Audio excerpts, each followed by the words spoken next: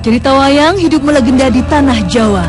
Cerita ini melahirkan tokoh dengan ragam karakter yang menjadi ciri khasnya. Tokoh Semar misalnya. Pentolan Punokawan ini dianggap sebagai sosok yang bijak, pengayom umat. Petilasan di Alas Worawari, Kecamatan Panggang, Gunung Kidul, Yogyakarta ini diyakini sebagai petilasan Ismoyo Jati. Itulah nama lain Kiai Semar. Benarkah? Pemirsa, dari sekian banyak tokoh pewayangan, mungkin Anda sudah mengetahui tokoh yang bernama Semar. Dan malam ini saya sedang berada di Gunung Kidul, di mana di sini diyakini adanya petilasan dari Semar. Mungkin untuk lebih lanjutnya saya akan langsung bertanya kepada Mas Bernard. Assalamualaikum. Selamat malam, Mas Bernard. Selamat malam. Mas Bernard, katanya memang benar ya, di sini ada petilasan yang dikenal dengan petilasannya dari Semar. Ya. Karena katanya ada Ismoyo Jati, itu apa hubungannya sama Semar?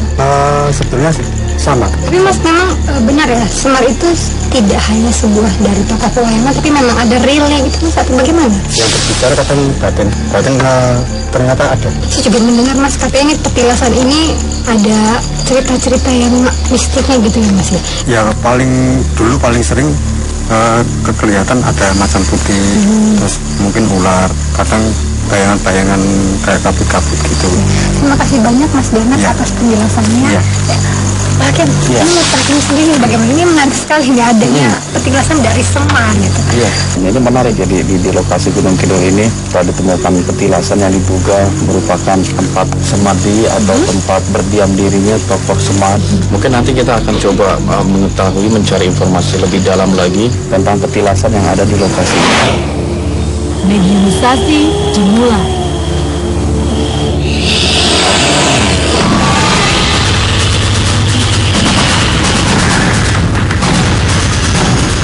Siapa nama Anda? Anda tahu nggak dulu Ismoyo Jati itu apa saja sih yang beliau lakukan di sini? Tidak tahu.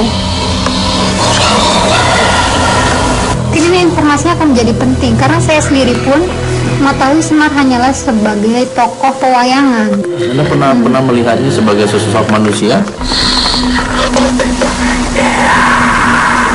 Anda tahu nggak kira-kira yang tidak mengizinkan karena kenapa? Ya udah, Anda keluar ya. Tiba-tiba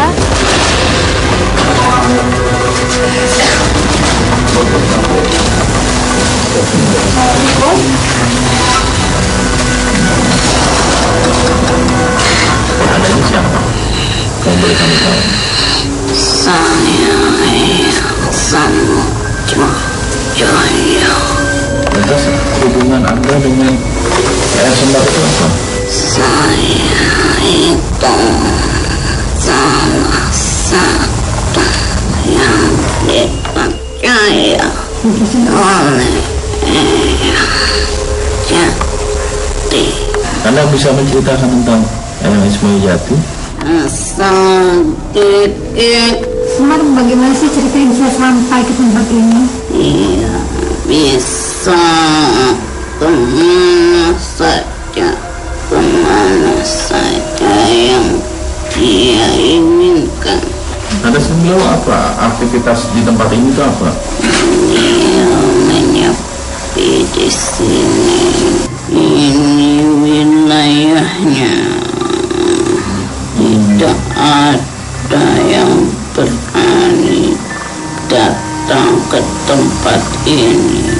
Karena apa yang berani ke tempat ini? Karena di sini ada kehidupan selain kalian yang mempunyai jasa. Beliau itu yang di tokoh pewayangan atau lain manusia yang memiliki nama seperti itu? Bisa bersemayam di mana saja. Sama berbentuk tapi tidak bisa disentuh. Ilmu yang sangat sakti yang tidak dimiliki oleh kalian manusia-manusia. Jadi apakah beliau punya pengikut yang selalu mencuti beliau apabila pindah-pindah tempat? Dimanapun dia mempunyai pengikut yang banyak. apa saja sih yang beliau berikan kepada para pengikutnya, yang beliau ajarkan? Bekerja keras, jangan lepas lelah, nikmati kelelahanmu. Hidup itu penuh perjuangan dan tantangan. Jangan kalah dengan tantangan. Kalau cerita Semar itu memang benar adanya, lalu bagaimana dengan tokoh-tokoh wayang yang lain? Apakah benar ada atau Ada Dan mereka sebangsa apa? Makhluk gaib. sama lalu setelah Ismail Jati meninggalkan tempat ini, siapa yang pertama kali menemukan petilasan beliau? sosok Wijoyo yang Dan bagaimana sampai akhirnya beliau bisa menemukan petilasan yang Semar? dengan cara memberitahukannya keberadaan kami Komunikasi lewat cara apa sih? lewat bisikan hati.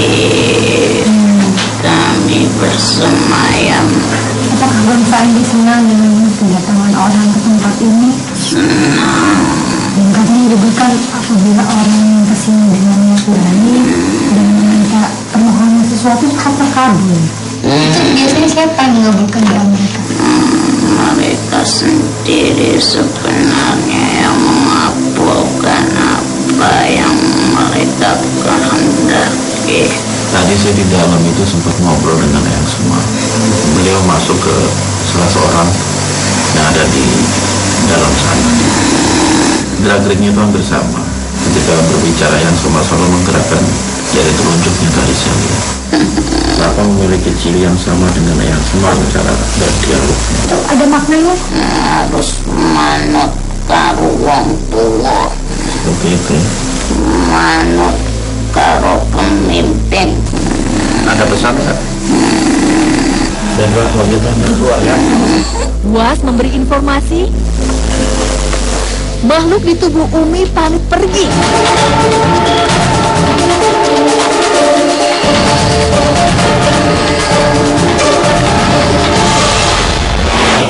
Selama ini juga kita saya ketahui pun bahwa Eyang Semar itu hanya tokoh pewayangan. Namun sekarang kita menemukan bahwa ini adalah real. Itu kita harus menanggapi seperti apa dengan hal seperti itu? Nah, hal inilah yang penting harus kita lakukan untuk memfilter diri gitu. Artinya apa? Segala informasi yang kita terima dari gaib, apalagi yang bercerita tentang sejarah, jangan dijadikan sebagai standar kebenaran. Artinya apa? Gaib bisa aja bercerita apa saja. Dia bisa menceritakan alamnya, bisa menceritakan alam kita. Tetapi filter kita harus ada. Artinya kalau memang ada manusia menamakan diri Semar atau dan yang sebagainya, itu bukan sebagai konteks dia sebagai seorang yang hadir di dalam pewayangan gitu. Oleh sebab itu dialog-dialog kita, informasi yang kita terima hanya sebagai wawasan saja. Ambil poin-poin positif yang diajarkan oleh mereka. Tentu saja yang positif yang sesuai dengan ajaran Islam. Lain halnya dengan cerita yang ada di Bogor Selatan, tepatnya di perbatasan Desa Muarasari dengan Desa Kertamaya, Kabupaten Bogor. Di wilayah ini ada sebuah makam yang biasa jadi tempat orang menyepi, meminta nomor togel. Jangan kemana-mana, tetap di Dua Dunia.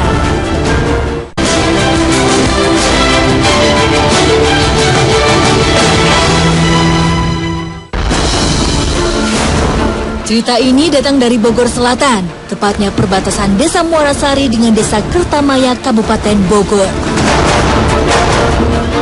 Di wilayah ini ada sebuah makam yang biasa jadi tempat orang menyepi, meminta nomor togel. Warga menyebutnya makam Mbah Rame. Tak banyak orang tahu siapa sebenarnya Mbah Rame. Yang jelas, nama ini kondang di dunia pertogelan. Kami pun penasaran. Malam ini saya sedang berada di sebuah pemakaman umum yang terletak di antara Desa Kertamaya dan Muarasari, Bogor Selatan. Di daerah ini terdapat sebuah makam yang dikenal dengan makam Mbah Rame. Ini menarik sekali nih, katanya ada makam yang sering didatangi untuk meminta nomor dan ada yang terkabul. Iya, memang nggak bisa dipungkiri ya, sebuah makam yang ada di tengah-tengah masyarakat itu, apalagi dengan banyaknya fenomena masyarakat, kemiskinan dan lain sebagainya, itu banyak orang mencari jalan pintas gitu loh, ingin kayak mendadak dengan melalui perantara bermain judi, padahal itu sangat dilarang dalam Islam. Fenomena yang menarik adalah ada sebuah makam yang dijadikan sebagai wasilah untuk mohon petunjuk agar nomor-nomor togel itu bisa keluar. Oleh sebab itu ini menarik bagi saya untuk diungkap. Siapa sebenarnya sesosok yang dimakamkan di sana yang disebut dengan nama Mbah Rame. Dan yang lebih menarik lagi gitu, bahwa di seberang nggak jauh dari lokasi makam Mbah Rame itu ada sebuah makom ya, yang disinyalir makomnya Syekh Abdul Qohar gitu. Ini yang menarik perhatian saya. Menarik untuk diungkap seperti apa? Apakah kedua makam ini mempunyai keterkaitan gitu loh? Kini saatnya mediumisasi.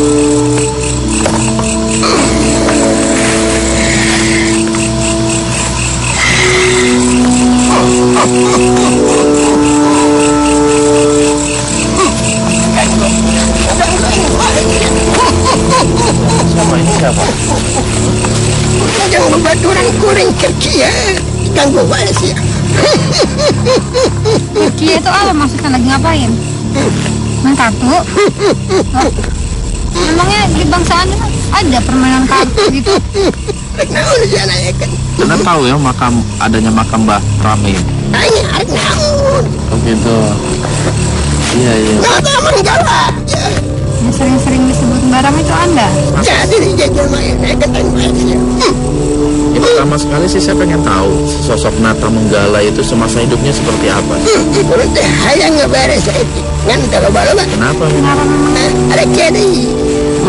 Nanti setelah kita selesai, Ke hari tadi zaman kiwari dan ada dia. Jadi Anda memang semasa hidupnya itu Nata Menggala seorang penjudi.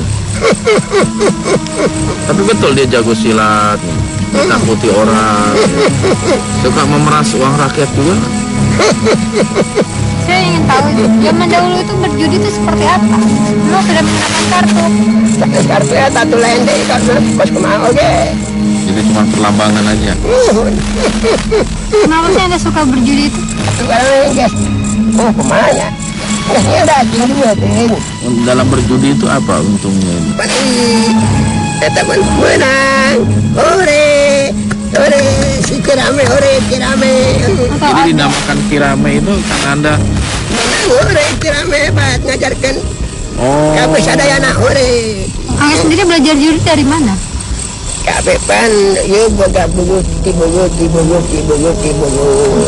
Leluhur, kabe boga. Lu zaman ayana gak boga kabe jema teh. Untuk Anda sendiri itu apa? Berjudi dan mengajarkan banyak orang. Ratungan atuh lebah batur. Oke, barinya ton. Ayeuna jami teh kadieu hayang ieu. Anda senang kalau misal banyak orang ke makam Mbah Rame itu senang? Atuh meureun wae. Apa yang membuat Anda senang itu apa? Karena mereka datang atau karena mereka membawa sesuatu atau apa? Kopi pahit. Lebih baik. Macam-macam wae. Macam-macam. Lantas Anda memberikan apa sebagai balasan kepada orang yang menziarahi lokasi Anda? Nembukan wae. Kan dikasih sesuatu. Sabodo hayang masorangan. Hayang hiji teh harita. Itu gimana sih caranya Anda Memberikan sampai orang informasinya itu? melalui apa itu? Uri urang ti jero kuburan. Terus diberikan nomor angka-angkanya. 6 angka. Kamu pasanglah. Esok akan keluar. Emang makhluk sejenis Anda bisa memberikan seperti itu? Bisa. Pandi acak-acak heula. Hitung lah. Bener. Terus sekarang kenapa nggak diberikan lagi kepada orang yang orang yang lain datang? jarang? Ayah nggak itu menang. Ayah perjanjian. Kirame mun sia ngebere deui awas. Perjanjian sama siapa? Siapa yang larang? Kohar. Jadi Anda takut dengan Syekh Abdul Qohar itu? Mau menang sakti. Sakti atau karena kesolehan dia? Ya kedua-duanya boleh. Jadi Anda sempat dilarang sama Syekh Abdul Qohar. Takut aja. Karena dia imannya tuh kuat. Mudah-mudahan Hatinya tuh alif manena. hatinya alim. Lempeng lurus. Jadi Anda takut sama orang yang hatinya alim. Anda tahu, berarti Anda mengetahui sosok Syekh Abdul Qohar ya? Ibaratnya mengembara patilasan di dia teh ngembara. Teman asal 87 di Banten Mayana. Terus ketemu Anda gitu. Di pagat. Yang ada bader kuring teh. Yang ada enak. Entos. Hampura weh. Tapi apakah semenjak itu Anda berhenti berjudi juga? Lebih enak tos. Tapi kenapa tadi Anda pas datang-datang bilang Anda sedang berjudi? Biar tahu kalau ini adalah si Rame Nata Menggala. Sebenarnya itu memang betul makamnya Nata Menggala. Sebenarnya teh kami teh patilasan unggul. Petilasan unggul. Sok meninggali, ayo enak. Sok, ayo ente. Ayo. Cepat patun. Kali. Awal. Jadi yang di sini juga bukan makamnya Syekh Abdul Qahar ya, hanya makom. Sok kali, ayo nak. Jangan tak keluarga dia. Sok kan. Awal. Syekh Abdul Qahar ke tanah Pasundan ini, ke tanah Bogor ini, beliau sendiri aja dalam berdakwah atau didampingi orang lain? Mana kan dia teh berdakwah Berdakwah. Sama siapa dia ke sini? dengan pengikutnya. Oh, ada juga murid-muridnya yang ikut Cuma mana mendampingi. teh iya nak kuat. Adik. Oh, hatinya alim. Ayam sare je, kan sare. Masih sore jam segini. Jam 7 lebih je. Sampai jam 7 lebih je. Anda punya jam juga? Bukan tu tak, jam 7 lebih tak. Memang jam dunia kami sama dunia Anda sama? Sini tu bisa baik. Terus nak berdeminya. Lama, ini Tom pergi. Aduh.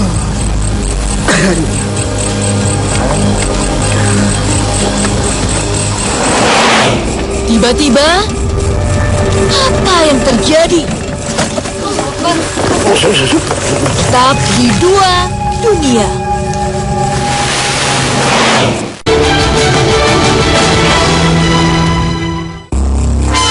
Ada sesuatu yang menguasai raga Umi.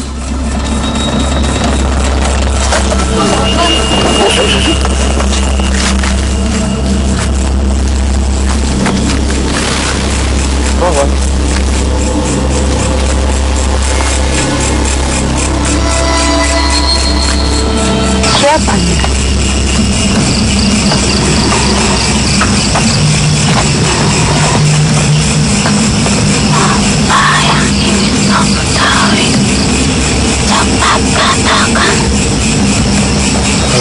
Saya bisa menonton tentang hubungan Syekh Abdul Qahar dengan Apa yang dilakukan Syekh Abdul Qahar terhadap Nata Menggala pada zaman dulu nih?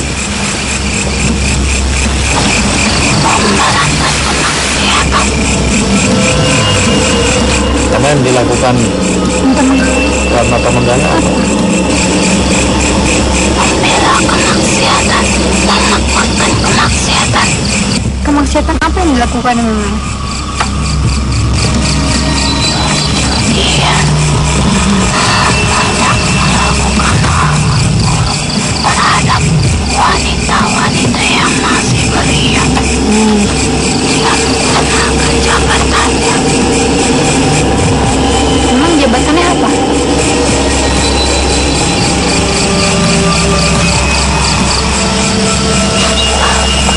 Wilayah di sini. Terus yang dilakukan Syekh Abdul Qahar apa dalam rangka untuk menarik kembali atau menyadarkan Nata Menggala? Semuanya hanya melintasi daerah sini. Tapi ketika ia melintasi daerah sini, beliau banyak sekali melihat dan menyaksikan hal-hal yang tidak dihalalkan dalam agamanya. Lalu apa yang dilakukan? Beliau sangat kecewa dan sedih sekali. Kayaknya seorang ulama memegang amanah untuk meluruskan sesuatu yang salah. Bicaralah dengan mulutmu.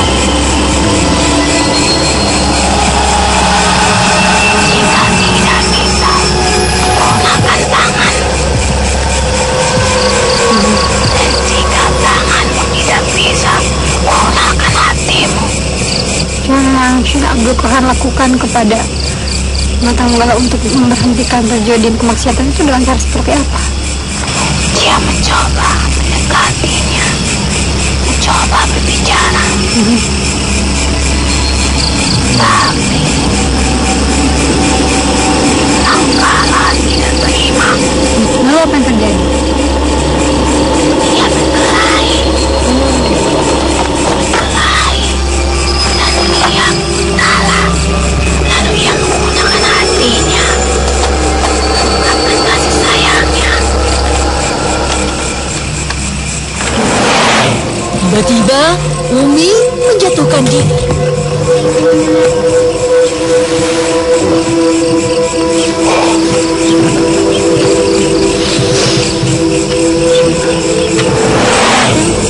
Kesimpulan atau hikmah apa yang bisa kita dapatkan dari perjalanan ini? Ya, walaupun belum bisa kita ambil kebenaran 100%, itu minimal hikmahnya begini, sesosok orang yang selalu melakukan kemaksiatan ini segala macam itu selalu didamping oleh makhluk-makhluk yang juga mempunyai kecenderungan untuk menjerumuskan. Yang pada akhirnya ketika dia meninggal dunia, makhluk-makhluk tersebut pun bersemayam di makam-makam beliau untuk menyesatkan orang-orang yang hidup di generasi sesudahnya. Terus yang kedua, Syekh Abdul Qahar itu. Ini menarik perhatian saya juga, terutama dalam memberantas kemaksiatan atau kejelekan keburukan-keburukan yang dilakukan oleh Nata Menggala tadi gitu loh.